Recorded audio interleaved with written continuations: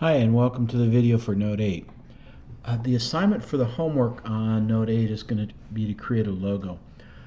You also have the ability to recreate somebody's logo on one artboard and then make a totally different one, same team, on the other artboard. So that's another way, but have some fun, be creative with this, and play around. Now, I also would recommend that you take the logo quiz here, and I've already brought it up. And we saw part of that. That's how we could tell that was the NBA. So let me hit the next question. Oh, that's Paramount. That's a mountain right there. Let's see what else. Oh, that's easy. Wikipedia. But it's something simple.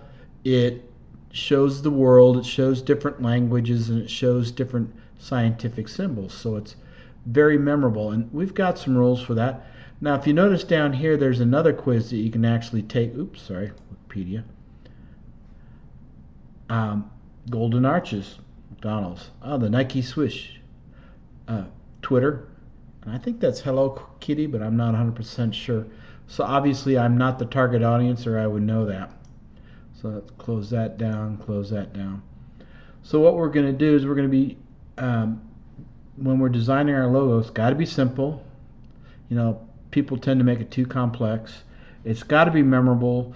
It's got to be something that doesn't relate to time. So if you wanted to do something about COVID-19, that probably is not going to be a logo that's going to last very long. It needs to be versatile, and it needs to be appropriate.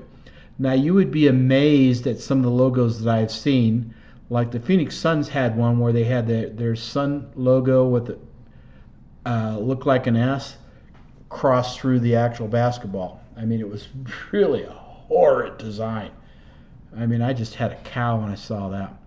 So let's go into Adobe Illustrator. And what we're going to be doing for the logo is we're going to probably want to play around with something like a letter. And no, just be nice. And I can make it a rectangle too, like I did before. I can use this custom one. And then good old Illustrator's giving me some grief, so I'm just going to have to hit enter. I can't hit create because it's already there.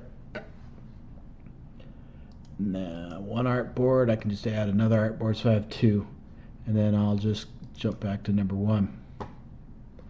So what I want to show you is some tools that we'll be using to create it. Now, the paintbrush tools are going to be right there, and then there's the block brush tool. So this is my paintbrush tool. I'm going to click and drag it on like that, and I can go something like that. Well, once I paint something, I can add a fill, but it's got to be selected. But I'm going to put that fill in there, and then I'm going to come back here and select it. Come on, fill. There we go. Green. Now notice that it did not treat these as one object, because that's very important when we start playing with the block brush tool. So the same way with this, if I go and pick a fill color, there we go. Now we've also played around with the pencil tool, and the pencil tool has some of the same features. Now by default it automatically comes up with these anchor points, and then I can go and mess with them by using my pen tool or my anchor point tool. Well, I can do the same thing, but here it just shows up by default. I can come over here, click on it, and the same thing happens. So these two tools are really similar. Now I'm going to select this. I'm going to change the stroke, make it a little bit bigger. I'm actually going to add a fill, and just like the paintbrush tool, I can change how that stroke's going to look, the width of it, and then I can actually change the actual brush stroke. Oh, I hate you when you're being this nasty. Come on, there we go. So I can add something like that, or something like that, like that. Now, where did I get these? I'm going to do the same thing, just like I did before. I can come over here and have a stroke like that, come and make it bigger so people can actually see it. That's the actual brush that I'm using, and it doesn't really impact the fill. It actually impacts the stroke around it. Now I can use several different brushes, so what I'm going to do is come down here to this library, click right there, and I can select some other ones like decorative. Drag it down here. Let's see what looks. Ooh, that looks like garbage. Same with that. So I probably want to make this a lot smaller, maybe a little bit bigger.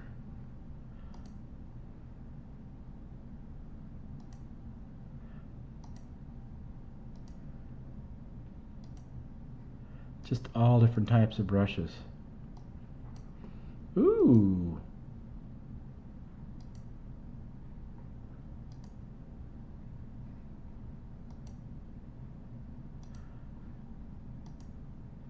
And then this is the bristle brush library. Now I know you're thinking, why didn't I show you this when we were doing that face? Yeah, that probably would have been a lot easier, but I had to pick a time to add that, and I may move it around someday. But this is how it works, you know. And if I want to create my own brush, like I can go File, Place,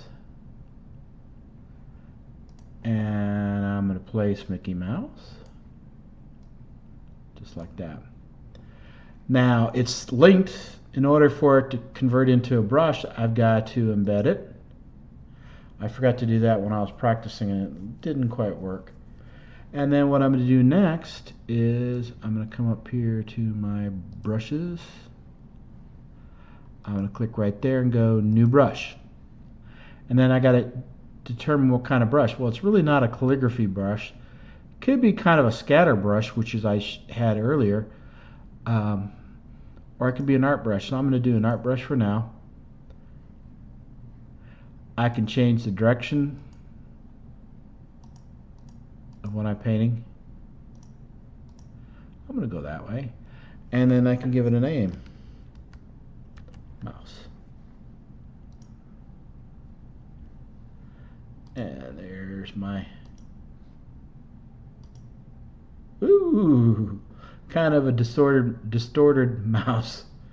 Now another thing I could do is I could do that again, and I'm going to do new brush, but this time I'm going to do the scatter brush. Click on OK, and then I can select the size, what kind of spacing it's got. I don't know, maybe cut back the spacing a little bit. Add that up a little bit. Ooh, rotation. Do I want to rotate it a little bit? Nah, I think I kind of like it the way it is. Now I'm going to come over here, select it. I've got that scatter brush, and it looks like that. Nowhere near it. But that's just, you know, some of the brushes. So you don't have to live with the brush that you got. The same is true. I could come up here to these symbols, and when I was practicing, I made a blood splatter one, but nothing's stopping me from using any one of these symbols as a brush. Just drag it in here and creating a brush from there. Kind of a waste of time, but you know, I'm trying to show you this because it's creativity. So now what I'm going to do is I'm just going to select all this and hit delete. Now I'm going to do a brush right here like that. Oh, I forgot it. I'm using the wrong brush. Come up here. I'm going to do that instead. Like that. I'm going to come over here and I'm going to hit delete and get rid of those. It looked like I was going to delete that, but it really wasn't because, you know, the spacing and everything with that. I probably would want to change a little bit. Like I could do a scatter brush and notice how that was at. But when I did the Mickey Mouse, it was just like, whoa, way too much.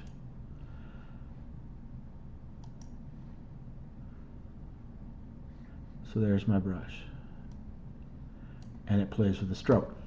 Now I'm going to use I went too quick, the blob brush tool. And I'm going to draw something like this. And it looks like it's the same thing, but I'm not done with it yet, and I'm going to add that there. Now what I'm trying to show you is it's now created as one object. And also, since it's a compound, it's moved that to that being the fill. And I don't have a stroke. Now I could add a stroke, but it's going to be really tiny. So if I wanted to paint inside this, now I could change my color, and once I change that color, it's going to be a whole new object. So let's go like that. Oops. Let's keep the black. Click outside. Now I'm going to use my blob brush tool. Click right here and go green.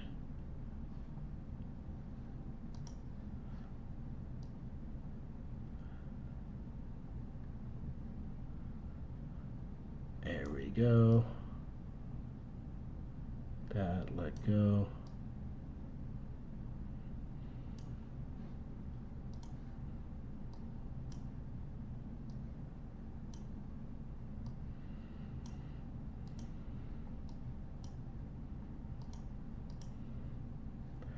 Now if I want to go like this and then add another one, another one like that. Notice that it's one object. Oop, come back here. Whereas if I was using a regular paintbrush, I can go like that.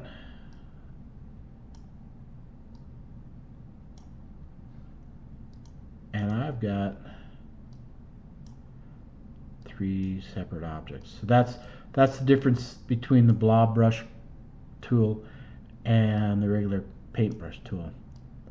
And then, you know, the pencil, like I said, it's really kind of amazing how close it is. The only thing is that you get some extra tools that we played with earlier with the pencil tool. So what am I wanting you to do? I'm wanting you to make a logo using some of these tools here. You can place a graphic too if you want in the back, but the main thing is keep it simple, keep it special. That's the key. Keep it, you know, they say memorable, I say special. Keep it timeless, and you know, make it something that people will remember. And you'll never know. You can make a lot of money making logos if you do it right. And the thing that blew my mind is the U of A spent $25,000 for that silly little A.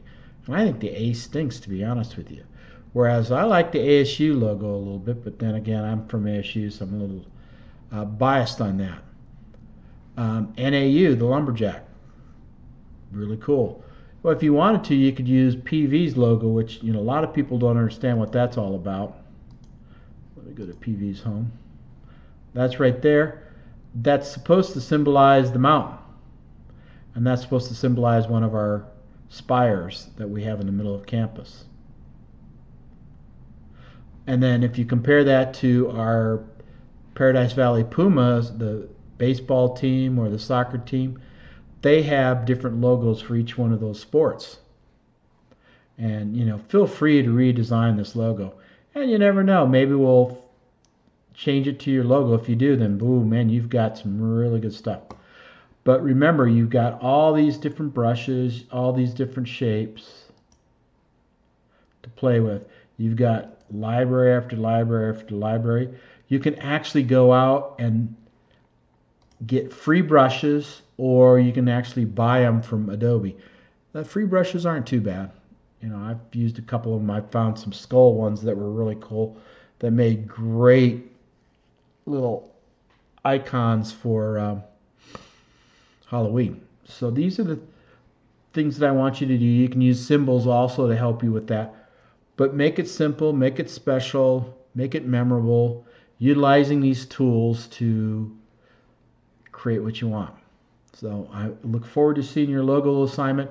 Remember that, you know, the blob brush tool is different from the brush tool, and the pencil tool and the brush tool are, man, they're awful similar. The only major difference is you can you draw your pencil first, and then you can change the stroke to match the brush. Whereas with a brush, you can just have that be as your width automatically, or your stroke. So I'm looking forward to seeing your work, and you have a good one.